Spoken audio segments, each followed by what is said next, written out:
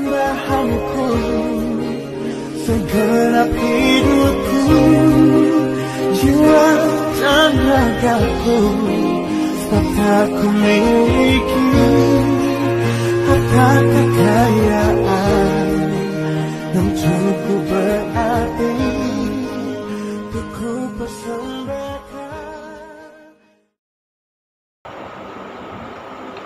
Kita bacakannya secara berbalasan. Saya baca ayatnya yang ganjil, Bapak dan Ibu baca ayatnya yang genap.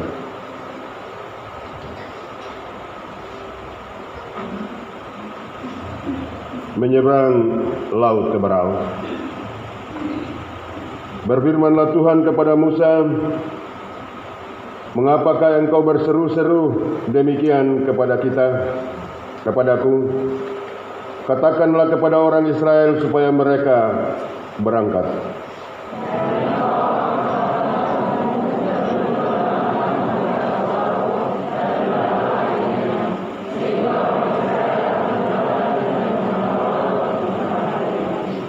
Tetapi sungguh aku akan mengeraskan hati orang Mesir sehingga mereka menyusul orang Israel, dan terhadap Firaun dan seluruh pasukannya, keretanya dan orangnya yang berkuda, aku akan menyatakan kemuliaanku.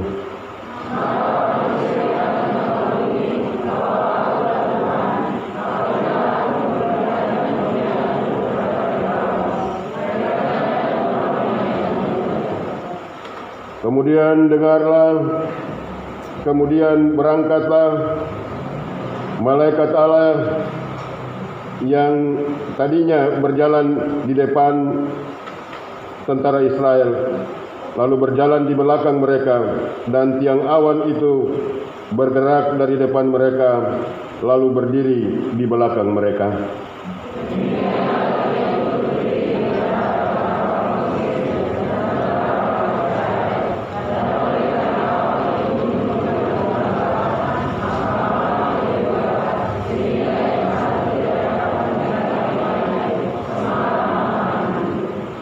Lalu Musa mengeluarkan tangannya ke atas laut, dan semalam-malaman itu Tuhan menguakkan air laut dengan perantaraan angin timur yang keras, membuat laut itu menjadi tanah kering, maka terbelahlah air itu.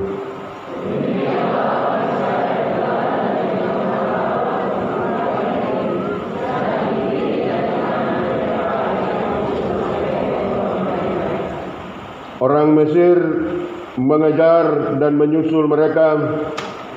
Segala kuda Firaun, keretanya dan orangnya yang berkuda sampai ke tengah-tengah laut.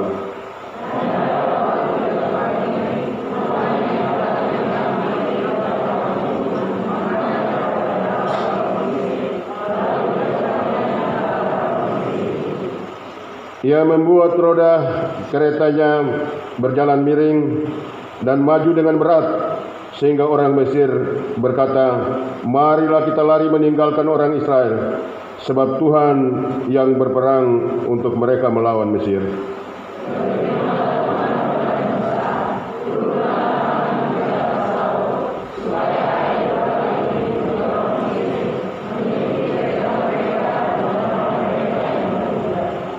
Musa mengeluarkan tangannya ke atas laut, maka menjelang pagi berbaliklah air laut ke tempatnya, sedang orang Mesir lari menuju air itu.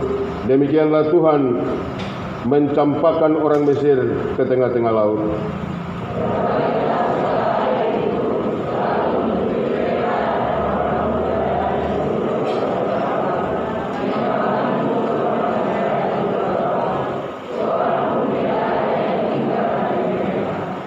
Tetapi orang Israel berjalan di tempat kering dari tengah-tengah laut, sedangkan di kiri dan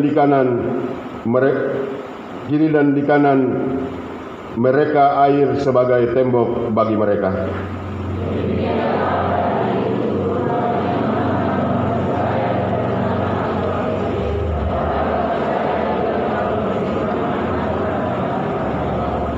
Ketika dilihatnya oleh orang Israel betapa besarnya perbuatan yang dilakukan Tuhan terhadap orang Mesir, maka takutlah bangsa itu kepada Tuhan dan mereka percaya kepada Tuhan dan kepada Musa hambanya.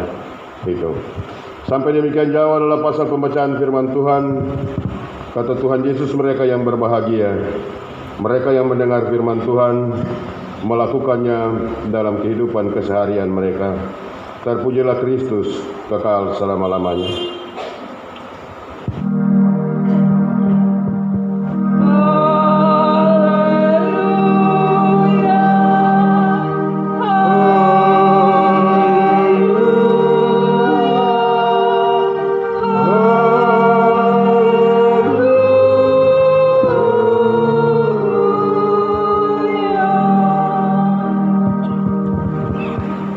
Terkasih dalam Tuhan Yesus Kristus, hari ini kita berada di minggu ke-28, hari yang ke-190 di bulan Juli 2023. Kita juga diberikan bacaan firman Tuhan secara serentak untuk GKI di tanah Papua dari Keluaran pasal 14 ayat 15 sampai dengan ayat yang ke-31. Dengan tema selalu ada jalan keluar. Pembacaan firman Tuhan hari ini 9 Juli 23 menjelaskan bagaimana bangsa Israel, umat pilihan Allah, keluar dari rumah perbudakan di tanah Mesir. Sebab itu aku telah turun membebaskan mereka dari tangan orang Mesir dan menuntun mereka keluar dari negeri itu ke suatu negeri yang baik dan luas, suatu negeri yang berlimpah-limpah susu dan madu, ke tempat orang Kanaan, orang Het, orang Amori, orang Feris, orang Hewi, dan orang Yebus. Keluaran pasal 3 ayatnya yang ke-8. Dengan perjanjian Allah kepada bangsa Israel, maka Allah sendiri yang menyusun strategi rencana pembebasan Israel itu sendiri. Dimulai dengan melakukan mujizat 10 tula kepada orang Mesir pada saat itu. Dan kepada tula yang terakhir, kematian anak-anak sulung. Manusia dan binatang semua menangis. Ada ratapan, semua binasa, ada ratapan yang menyedihkan bagi orang Mesir di tanah mereka sendiri. Bapak, Ibu, dan saudara-saudara yang saya kasih dalam Tuhan Yesus Kristus, dalam perjalanan menuju tanah perjanjian,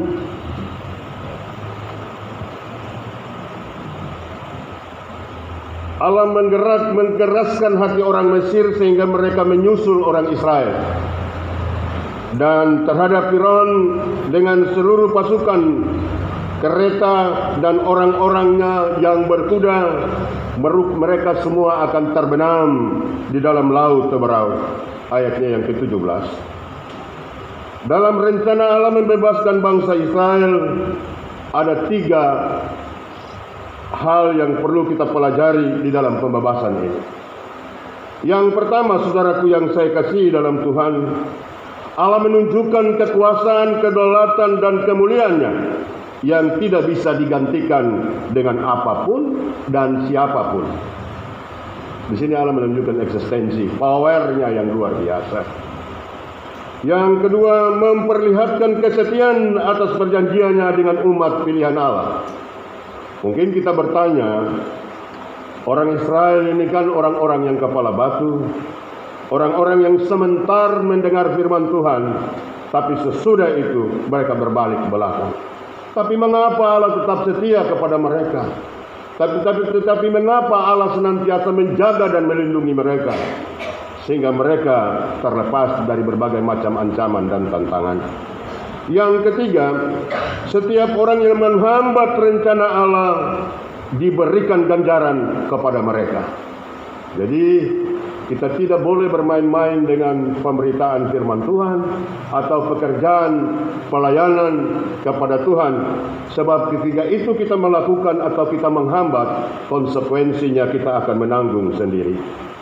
Bapak Ibu jemaat yang saya kasihi dalam Tuhan Yesus Kristus, ketika bangsa Israel di depan Laut Teberau, sedangkan di belakang mereka ada pasukan-pasukan Mesir yang gagah dan perkasa dengan perlengkapan perang yang agak canggih dibandingkan dengan orang Israel pada saat itu. Ada ketakutan dalam kehidupan mereka. Ada pesimisme, ada ketidakberdayaan. Mereka takut tentang Mesir yang akan membunuh mereka pada saat itu. Sedangkan di depan mereka Laut Teberau yang luas. Apakah mereka bisa menjangkau laut itu membawa mereka sampai pada tujuan yang Allah berikan kepada mereka? Bapak, Ibu, dan saudara-saudara yang saya kasihi dalam Tuhan Yesus Kristus, mereka mulai saling menyalahkan. Keluaran pasal 4 ayat 11 dan ayat yang ke-12. Kalau kita berada dalam kondisi yang sama seperti bangsa Israel, timbul banyak pertanyaan yang ada di benak kita. Mungkinkah Allah benar? Atau Allah salah, Allah keliru untuk membawa kita keluar dari Mesir yang dulu kita ada dalam perbudakan, tetapi tetap kita enjoy karena sana ada daging, ada makanan yang lahap untuk membuat kita tetap tenang.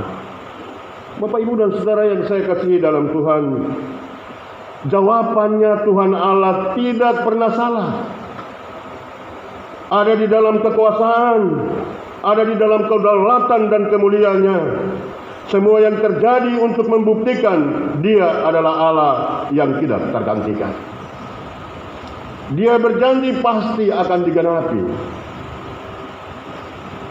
Kita orang pilihan Tuhan, mungkin kita pesimis, kadang kita ragu, kadang kita tidak sungguh-sungguh untuk menyatakan segala pergumulan kita kepada Tuhan. Dan jarang kita melihat segera pertolongan Tuhan itu nyata dalam kehidupan kita. Tapi oleh karena janji Allah kepada bangsa Israel, Tuhan tidak pernah mengingkari janjinya untuk tetek nenek moyang mulai dari Abraham yang telah dahulu menempatkan tanah Kanaan itu. Bapak, Ibu, dan saudara, coba kita mengubah paradigma berpikir kita hari ini. Mungkinkah status kita sebagai orang pilihan Tuhan? Mungkinkah status kita sebagai anak Allah? Kalau kita memiliki perjanjian itu, kita terikat di dalam emosional kita, iman kita kepada Tuhan.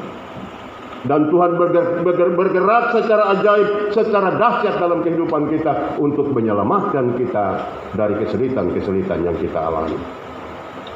Bapak, Ibu, dan saudara yang saya kasihi dalam Tuhan, dalam kebimbangan, keraguan, putus asa, bahkan ketakutan, firman Allah datang kepada Musa, memerintahkan bangsa Israel supaya bersiap, bergerak.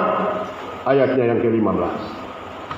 Dalam kondisi yang mungkin tidak menentu, ya, tidak ada harapan di dalam kehidupan mereka untuk menyeberangi lautan Teberau itu. Tapi sebaliknya perintah Tuhan datang, Musa siapkan mereka untuk berangkat. Ini yang luar biasa, Bapak dan Ibu, saudara-saudara. Allah, kita punya pemikiran terbalik dengan pergumulan, dengan kenyataan yang kita hadapi setiap saat di dalam kehidupan ini.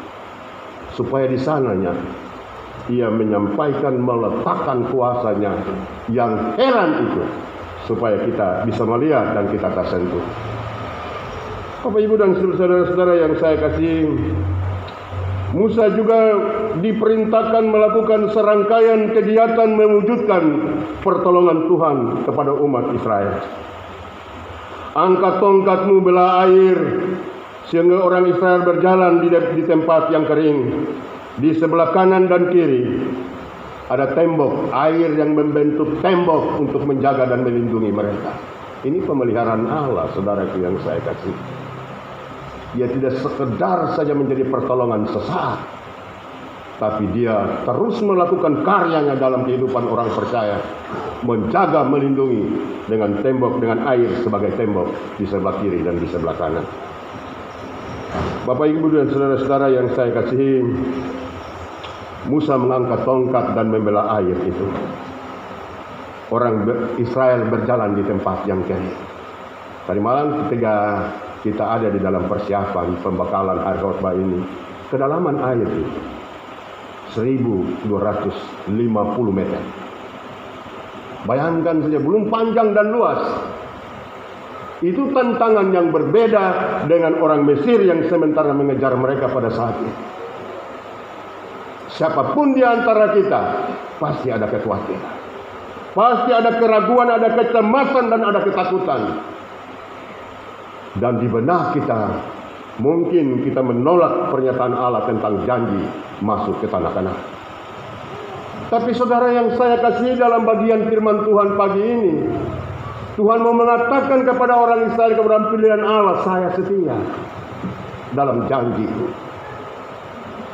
Saya tidak bermain-main untuk membawa kamu keluar sampai ke tanah Kanaan, tanah yang luas, tanah yang penuh dengan susu dan madu.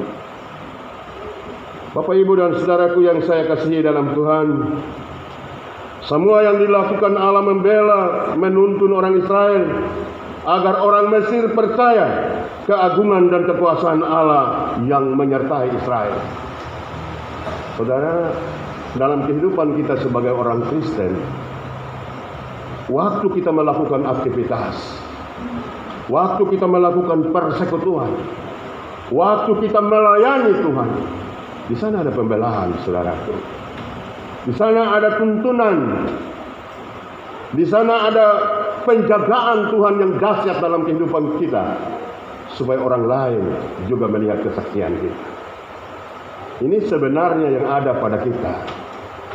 Jangan sampai karena jadwal, jangan sampai karena kita sudah merencanakan kegiatan, kita melakukannya tapi kita tidak mengenal esensi dari kehidupan pekerjaan pelayanan itu sendiri. Kesaksian itu tidak akan menjadi hidup, dan kita menjadi orang yang gagal mempelopori pelayanan pekerjaan Allah di dalam kehidupan ini. Itu dalam ayat yang ke-18 tadi. Allah juga memerintahkan malaikat yang tadi berjalan di depan, berjalan di belakang, berbentuk seperti awan, saudaraku. Dan janji Tuhan menyertai bangsa itu, yang awan dan tiang api bergantian menjaga bangsa itu siang dan malam, supaya mereka terlepas, mereka terhindar dari segala macam permasalahan. Kalau Allah sendiri ada di tengah-tengah mereka, ketika mereka berbuat salah, maka mereka langsung mati, meninggal, langsung dihukum secara nyata. Tapi Allah menggunakan malaikat supaya mereka tidak binasa. Bapak, Ibu, dan saudara yang saya kasihi dalam Tuhan, ketika malaikat melalui perentaraan awan itu kembali ke belakang, membentengi atau membatasi antara pasukan Mesir dan pasukan Israel, semalam-malaman mereka tidak bisa melihat satu dengan yang lain. Itu ayat 19 dan ayat yang ke-20, Bapak dan Ibu. Sehingga permusuhan peperangan itu tidak terjadi. Itu adalah sebuah penyertaan Allah yang luar biasa kepada bangsa ini. Ketika kita membaca firman Tuhan ini, kita mau merenungkan dan kita mau mendapat esensi dalam pribadi orang Israel pada zaman itu, tapi juga kepada kita orang percaya di zaman ini. Bapak, Ibu, dan saudara-saudara yang saya kasihi dalam Tuhan Yesus Kristus, Allah menempati janjinya kepada bangsa Israel, ayat 23 sampai dengan ayatnya yang ke-31. Dan membenamkan Firaun dengan tentara berkudanya.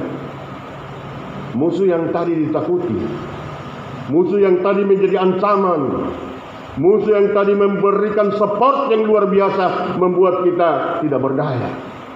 Sekarang dengan mata kita sendiri, mata bangsa Israel sendiri, melihat mereka terbenam, karam di tengah-tengah laut.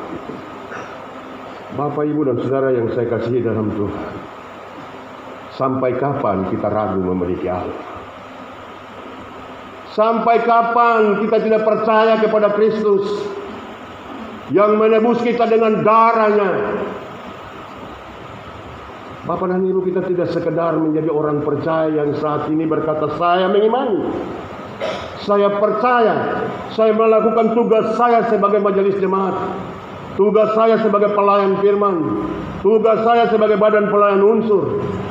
Tapi ketika berhadapan dengan kenyataan hidup, kita tidak pernah mampu untuk mengatasi iman di tengah-tengah kesulitan. Bagaimana kita merasakan penyertaan Tuhan? Bagaimana kita merasakan penjagaan dan perlindungan Tuhan di dalam kehidupan kita? Saja Bapak dan Ibu, saudara-saudaraku yang saya kasihi dalam Tuhan, firman Tuhan pagi ini mengoreksi kita sekalian. Di dalam iman dan percaya kita kepada Allah di dalam nama Tuhan kita Yesus Kristus. Bapak dan Ibu, ketika itu terjadi, pasukan yang lain mau lari kembali, tapi terlambat dan air itu sudah menutupi mereka. Mereka berkata begini, kita tidak boleh maju, karena Israel dibela oleh Allah mereka. Allah mereka berperang dengan kita, dan kita tidak mampu untuk menghadangnya. Ayat 23 dan sampai dengan 25, 26 sampai dengan 28. Bapak, Ibu, dan saudara-saudara yang saya kasihi dalam Tuhan Yesus Kristus, Israel berjalan di tempat kering di tengah-tengah laut, sedangkan di sebelah kiri dan di sebelah kanan mereka ada tembok yang besar yang tadi saya katakan, tembok meliputi mereka.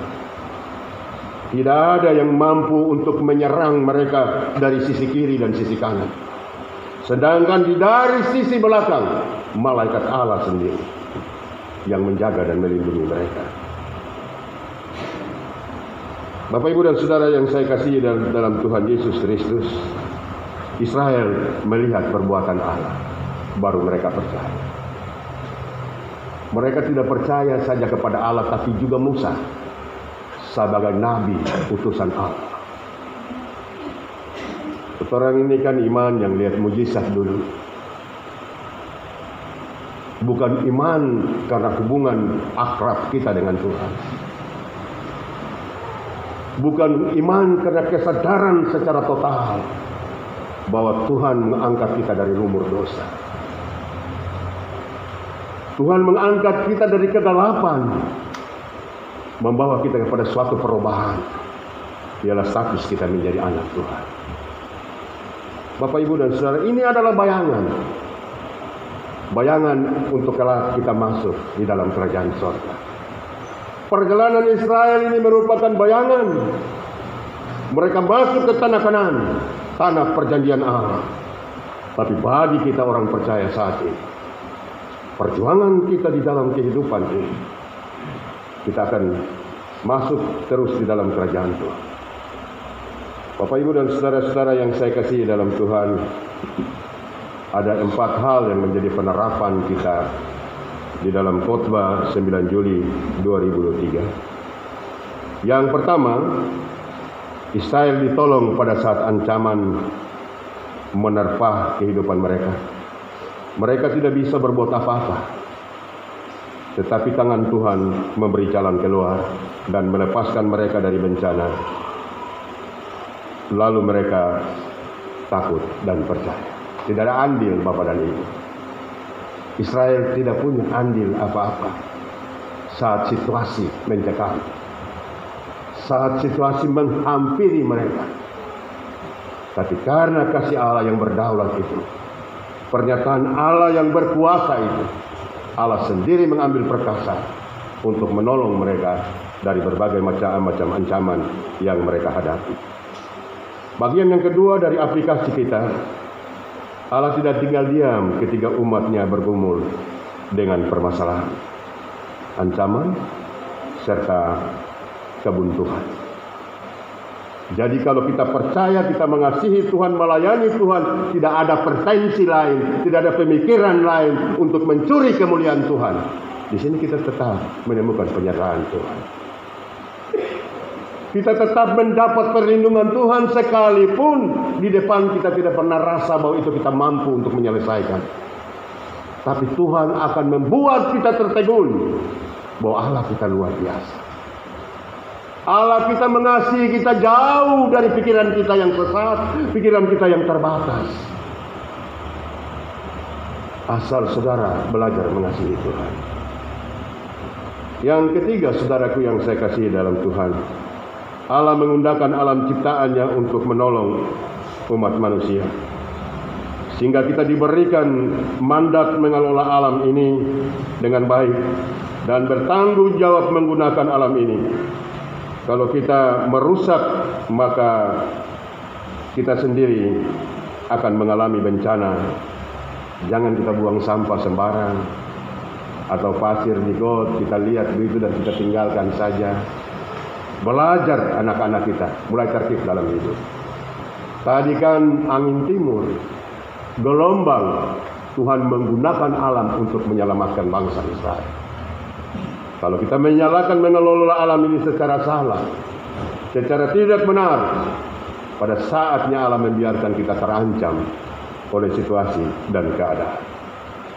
Yang keempat, saudaraku yang saya kasihi dalam Tuhan, peristiwa Laut Teberau menjadi titik balik, titik batas melepaskan intimidasi, penekanan, dan perbudakan menuju Israel, menuju tanah Kanaan, tanah yang penuh dengan susu dan madu.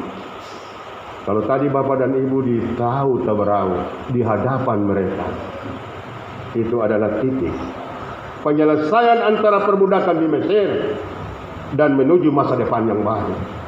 Masa depan di mana tanah Kanaan, tanah perjanjian Allah, tanah susu dan madu, tanah yang dilengkapi oleh segalanya dalam kehidupan kita.